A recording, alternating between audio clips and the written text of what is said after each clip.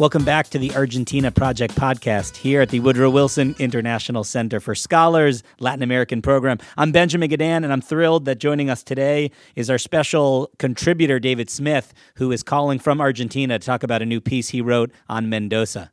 David Smith, thank you so much for coming back to the Argentina Project podcast. We've appreciated your help as our special contributor and noted your recent piece on the province of Mendoza in Argentina. Mendoza, of course, well known for its wine industry and its general export orientation and global profile. You wrote about an aspect of Mendoza that is little known, which is its efforts at fiscal consolidation, which is unusual, one might say, for a province in Argentina, the provinces being much better known for fiscal irresponsibility and creating some real debt burdens for the central government in Argentina. David, why did you choose to write about Mendoza, and what did you find? Well, look, I think you're absolutely right, Benjamin. Historically, the provinces of Argentina have been a major drain on the central government, and the annual ballet of provinces coming to the presidency and saying, help us out, we're in debt, we need more for this, we need more for that. And the leadership in Mendoza in the past 3 years now has been very much leading the way, and it coincides with President Macri's election. Up in Mendoza, they have the election of a radical, Alfredo Conejo, who's a leading member of Macri's coalition, but he's the leader of the Radical Party. And, you know, Conejo as a governor has very much shown the country the way in terms of saying more money in and less money out. And very much the principle of fiscal responsibility. He started by cutting the ministries. I seem to remember from 13, I think, to 8. He started by cutting thousands of jobs in his public sector. And he started equally on another front, looking at some of the major unions, as you know all too well. The unions in Argentina are tremendously powerful from the age of Peronism. And Conejo and his government said to a key union, the teachers, we need to do better. It's not acceptable that serious numbers of teachers, for example, are absent on medical leave and other leave for sustained periods. This doesn't work. And the result has been, quite extraordinarily in the modern Argentina, a provincial government that is living within its means.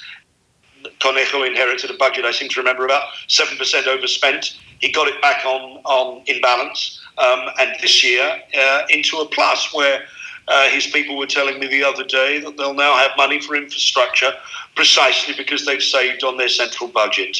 That, in Argentine terms, is quite dramatic and quite revolutionary. Now, you interviewed the governor for your piece that we published here at the Wilson Center. You also interviewed the finance team. What was the magic that enabled this team to reduce, as you point out, a deficit that began at 7% of the budget and then, you know, gets to a balanced account within a 3-year period? We're of course looking at similar efforts on the national level, and they've been politically toxic and now have required conditionality from the International Monetary Fund as the reason to drive them forward. And even in that context, it's unclear in an election year that the federal government will be able to sustain its deficit reduction pace. Well, listen, I wouldn't want to make it sound like Mendoza has a solution to the country's problems. You know, one province does not a revolution make. However, what strikes me in talking to the governor and his finance team is a measure of truth-telling with the public at large, pointing out to vested interests, such as the unions, such as the public sector, that we need to use our money more efficiently. We need to be spending, for example, they've worked very hard, we need to be spending more effectively on our public school system and not wasting money on resources, typically on teachers in certain cases, where the absentee level was extraordinary, and at the same time they were paying substitute teachers. I think that measure of truth-telling has served them very well. I also think that public-private partnership has been one of their key factors. It was interesting to me, you know, that the Inter-American Bank was in Mendoza, and I was there earlier this year, and one of their main mantras was PPPs, public-private partnership. And, you know, the government in Mendoza has very much been turning to that in the construction sector, in the energy sector, imitating, it should be said, what has been seen in the wine industry, which has been truly revolutionary in the past 25 to 30 years in Mendoza in terms of not just making a global brand of Malbec, but more importantly, in bringing private sector thinking into the mix more.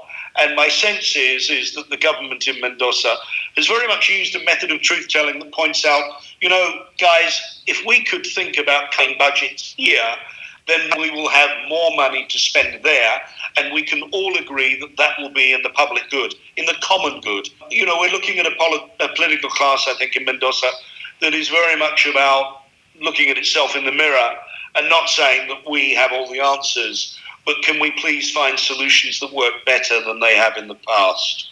Before we conclude, David, I wanted to talk politics for a minute on the national level and to ask what might be the channel that this Mendoza story is communicated to the national level. Now, you've pointed out that the governor of Mendoza is a member of the president's broad coalition, Cambiemos, but is not a member of the Pro Party. He's a radical.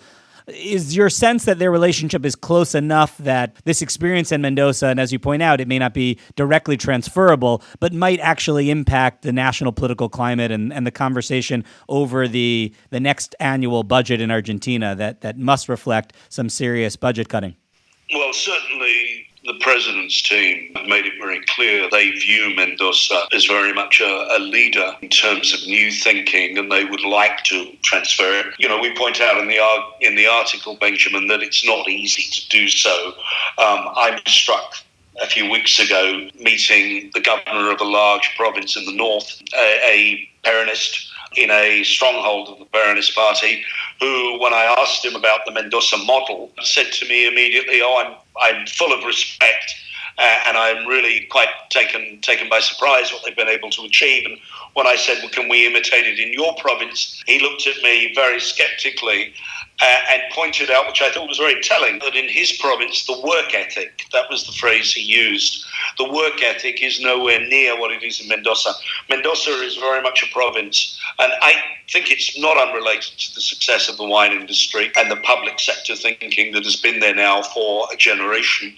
Mendoza is known for its work ethic, and I think one of the things that the Macri government faces, as well as I do, is actually transforming a culture that has not always celebrated work, that has not always instilled in the workforce the need to be there X hours a week, has not always reinforced the notion that if you have a job, you have to look after it.